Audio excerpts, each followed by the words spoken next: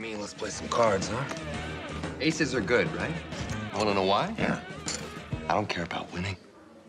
Where did you come from? We go down the Mississippi, but we're here when I tell you it's time. Some guys are Bet it all.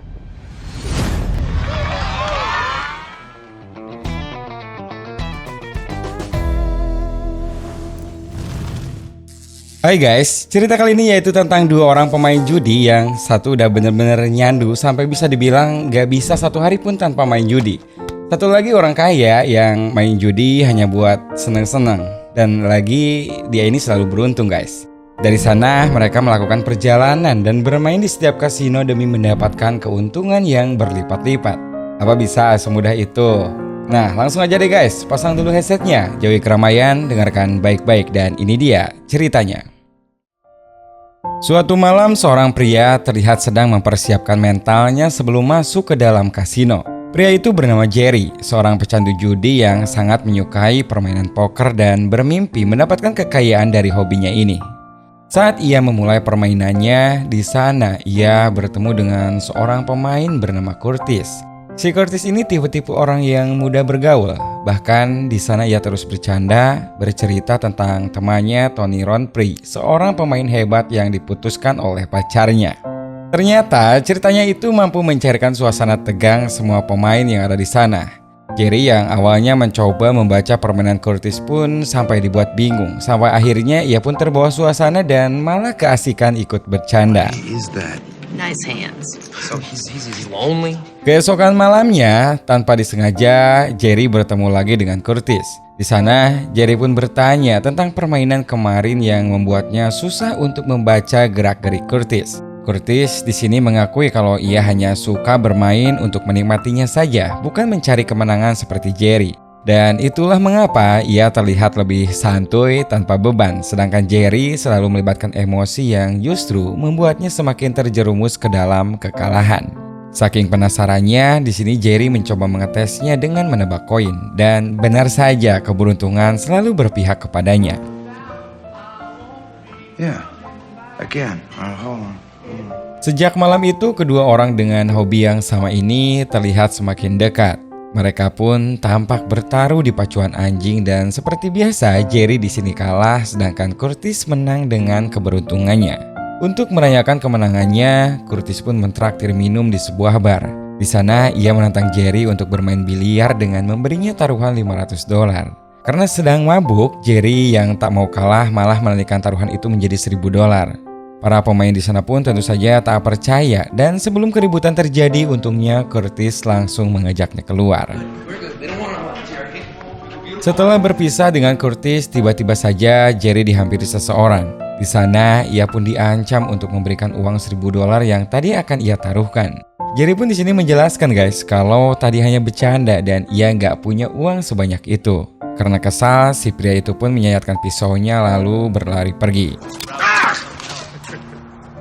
Esok harinya Jerry bertemu dengan seorang bernama Sam. Ternyata selama ini Jerry mempunyai hutang yang cukup banyak kepadanya. Ia pun beralasan kalau semalam ia habis kerampokan. Sam pun percaya apalagi melihat luka di perutnya. Namun karena tak mau lagi dilama-lama, akhirnya Sam mengancam kalau sampai pertemuan selanjutnya Jerry tak membayar maka ia akan membawa anak buahnya untuk menghajar Jerry. Pada suatu malam, mereka berdua kembali bertemu. Di sana, Jerry membicarakan tentang perlombaan kasino di Mississippi dan rencananya ingin bertemu dengan Tony, teman Curtis yang jago main poker. Alasan utamanya Jerry mengakui kalau ia sangat membutuhkan uang untuk membayar hutang-hutangnya. Dan yang ada di pikirannya adalah meminjam uang sebesar $5.000 dari Curtis, lalu pergi ke setiap kasino dan memenangkan pertaruhan untuk mendapatkan uang berkali-kali lipat. Curtis di sini sempat mempertimbangkan kalau kasino di Mississippi membutuhkan banyak modal taruhan.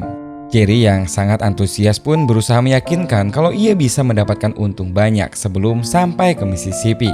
Ia beranggapan kalau Curtis itu seperti jimat keberuntungan yang akan membuatnya menang di setiap kasino yang ia mainkan selama perjalanan. Curtis yang memang dari awal memiliki prinsip untuk mencari kesenangan, masalah modal bukanlah hal yang sulit baginya. Akhirnya ia pun setuju dengan meminjamkan modal $2.000 dan mobil Jerry sebagai jaminannya. I'll stake you $2,000. Your car, my cash. Perjalanan pun dimulai. Mereka kembali melontarkan candaan dan omong kosong seperti biasanya. Sebenarnya bisa dibilang mereka belum terlalu mengenal satu sama lain. Hanya sebatas teman minum dan main saja. Hingga saat Curtis tak sengaja melihat kotak kecil di dalam mobil Jerry dan melihat ada cincin pernikahan di dalamnya.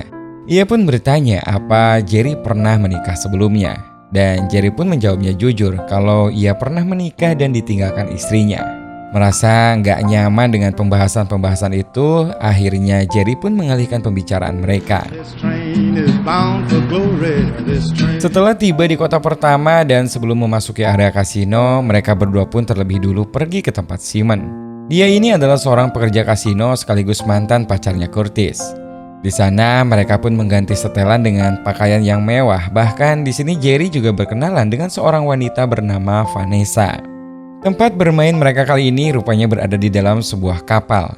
Sembari menikmati sunset dan anggur, Jerry pun berangan-angan kalau ia akan memakai setelan putih-putih saat datang ke tempat Tony Ronfrey di Mississippi nanti. Permainan pun dimulai guys. Jerry berada di meja permainan sementara Curtis menikmati waktunya bersama Simon membahas sedikit tentang masa lalu mereka. Di sini Jerry pun bertaruh dengan banyak modal dan mengeluarkan semua trik-trik permainan kartunya yang selama ini ia pelajari dari Curtis. Seperti yang diharapkan, permainan malam itu berhasil memberinya banyak keuntungan. Dan selesai permainan, mereka berdua pun langsung merayakannya di bar, minum-minum dan juga dansa bersama Simon dan juga Vanessa. Saat di rumah, Simon sempat bertanya tentang bagaimana ia bisa bertemu Jerry. Lalu jujur saja kalau ia menemukannya di meja poker dan saat itu ia merasa iba karena Jerry terlihat sedikit berantakan. Selanjutnya ia pun bertanya tentang tujuan mereka. Curtis pun menjawab lagi bahwa Jerry sedang butuh uang dan karena itulah ia menemani dan memodalinya untuk bermain di setiap kasino. Karena ia percaya kalau Jerry adalah orang yang baik. Sementara kalau dirinya sendiri hanyalah mencari kesenangan, berbeda dengan Jerry yang mencari kemenangan dan meyakini kalau uang itu akan membebaskan segala masalahnya. Keesokan harinya mereka berdua pun melanjutkan perjalanan lagi ke kota Memphis. Di perjalanan itu mereka membahas banyak tentang hal-hal pribadi, dari mulai umur, kehidupan, serta pernikahan dan juga wanita. Ya biasalah tentang percakapan para pria dewasa kayak gitu guys. Di sini Curtis pun juga mulai tahu kalau selama ini Jerry sangat menyesali kalau telah ditinggalkan istrinya. Semua itu karena ternyata semalam Jerry tak berani meniduri Vanessa. What about you and Simone? What's going on there? Malamnya Jerry pun pergi ke tempat kasino kecil. Pokoknya bisa dibilang dia ini gak bisa ngelewatin harinya tanpa bermain judi. Sementara itu, Curtis pun dengan hobinya yang lain pergi ke sebuah bar untuk minum dan bersenang-senang di sana. Merasa kartu bagus, Jerry pun terus menaikkan taruhannya. Namun yang terjadi ketika kartu terakhir dibuka, ternyata keberuntungan tak berpihak kepadanya. Dan akhirnya ia pun kehilangan $1.500. Selesai bermain-main dengan kekalahannya, Jerry terlihat sangat kacau malam itu. Apalagi ditambah dengan sebuah pesan kalau seorang penagih hutang telah datang ke rumahnya. Ia pun segera pergi ke bar menemui Curtis dan berbohong kalau di permainan barusan ia telah memenangkan $7.000. Namun entah kenapa tiba-tiba ia teringat dengan mantan istrinya. Curtis pun akhirnya langsung menyarankan untuk pergi ke Little Rock, yaitu tempat di mana mantan istri Jerry berada. Berangkatlah mereka dan ketika sampai, Dorothy yaitu istri Jerry tampak terkejut. Jerry pun di sini berkata kalau ia hanya ingin mampir karena kebetulan lewat di sana. Jerry juga di sini menanyakan tentang kabar putrinya, namun Dorothy tak begitu senang dengan kehadirannya. Ia bahkan menanyakan tentang selama ini Jerry yang tak peduli pada putrinya. Jerry yang tak mau berdebat, ia akhirnya pamit dan meminta izin untuk pergi ke toilet lebih dulu. Tapi ternyata itu adalah alasan Jerry karena niat sebenarnya ia mau mengambil uang milik Dorothy. Untung saja ia ketahuan dan Dorothy pun langsung mengusirnya dari sana. Malam pun tiba dan mereka juga telah sampai di tujuan mereka selanjutnya. Karena kemenangan kemarin, Curtis akhirnya menyarankan untuk menginap di hotel yang mewah. Namun saat ia meminta dibayarkan oleh Jerry, tiba-tiba saja Jerry malah menyarankan untuk mencari penginapan murah. Dari sanalah akhirnya Jerry mengakui kemarin kala ia telah berbohong dan semua uang yang dimilikinya ludes tak tersisa. Sempat terjadi perdebatan di antara mereka berdua. Lagi-lagi Jerry membela dirinya dan berusaha meyakinkan Curtis kalau ia akan mengganti semua dan memenangkan taruhannya di Mississippi nanti. Curtis yang sedari awal berbeda prinsip lalu berkata kalau ini semua bukanlah tentang masalah uang. Tak mau semakin kacau, akhirnya Curtis pun menyuruhnya untuk pulang kembali. Tetapi Jerry tetap ngotot kalau ia tidak ingin pulang dengan tangan hampa. Jerry yang semakin pusing sendiri malah mengundang keributan dan terjadilah perkelahian di sana. Untungnya Curtis yang masih peduli langsung berusaha menolongnya. Mereka pada akhirnya memilih untuk menginap di sebuah motel kecil di pinggiran kota. Karena sedikit merasa bersalah, Jerry pun bercerita tentang kesannya saat bertemu Curtis. Dia pun mengakui kalau ia bukanlah orang baik dan tidak pantas untuk berteman dengan Curtis yang sedari awal selalu mempercayainya. Walaupun ia mengakui kalau tampangnya si Curtis ini membuatnya terpukau, ia menganggap Curtis ini adalah jimat keberuntungannya. Walaupun ya tetap tidak membawa keberuntungan untuknya. Tapi di lain sisi ia pun berjanji tak akan mengecewakan Curtis dalam permainan besarnya nanti di Mississippi. This morning my ex-wife caught me stealing. Mereka pun melanjutkan perjalanan lagi dan kali ini mereka menyempatkan untuk singgah menonton pertandingan balapan kuda. Di sana mereka pun sempat bertaruh mengenai kuda mana yang akan menang. Tetapi sepertinya Curtis sudah terlalu kecewa. Ia pun kecewa dengan segala kemalangan Jerry. Walaupun sebenarnya bukan sepenuhnya salah Jerry karena tidak ada orang yang ingin kalah. Dan setelah berpikir, ia pun akhirnya menyuruh Jerry untuk pulang ke Iowa menggunakan bus. Tapi ternyata bukannya kembali, Jerry malah pergi ke alamat Tony Ronfrey, orang yang selama ini diceritakan oleh Curtis. Ia pun memperkenalkan dirinya sebagai teman Curtis, namun apa yang ia dapatkan? Sebuah tonjokan di pipinya, karena sepertinya selama ini mengenai Tony Ronfrey hanyalah salah satu candaan dari Curtis saja. Jerry. Sementara itu di tempat lain, Curtis dengan tujuannya mencari kesenangan datang menantang anak-anak bermain basket dengan taruhan $100. Dan setelah kalah ia pun mengaku kepada anak-anak itu kalau ia tidak memiliki uangnya. Akhirnya ia pun bernasib sama dengan Jerry mendapat tonjokan yang kali ini di hidungnya.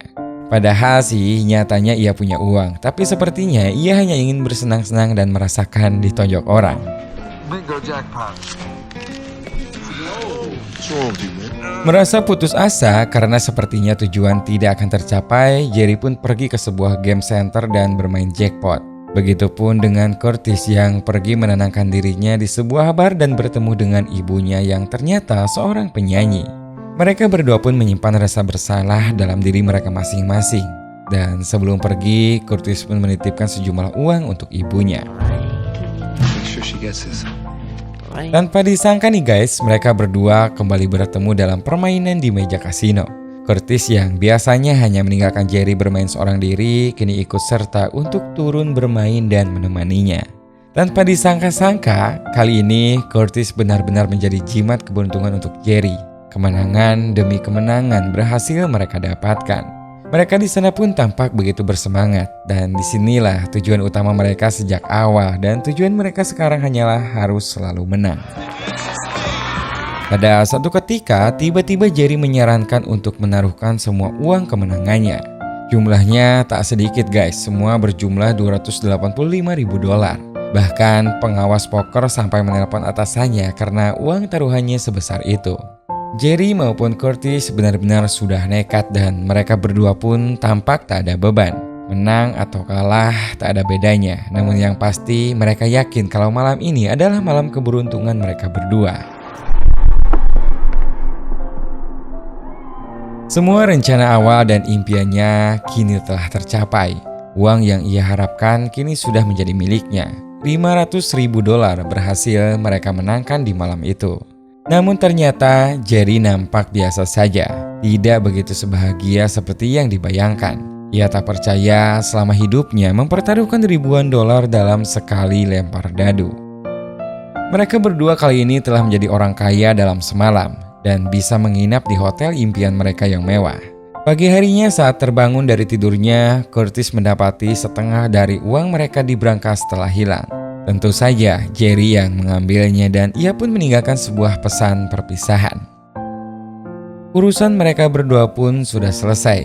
Mereka mendapatkan dengan adil apa yang diinginkan selama ini.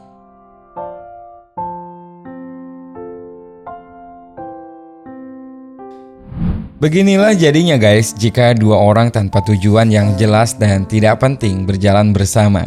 Semuanya hanya berjalan begitu saja dan tidak bisa menikmati hal apapun. Mereka seolah mencari sesuatu yang tidak mereka cari, hampa dan seolah tanpa arah. Kecanduan terhadap hal yang buruk juga akan berakhir nelangsa seperti yang dialami Jerry. Jadi siapa di sini yang cita-citanya jadi penjudi terus mati keselak dadu? Komen di bawah guys.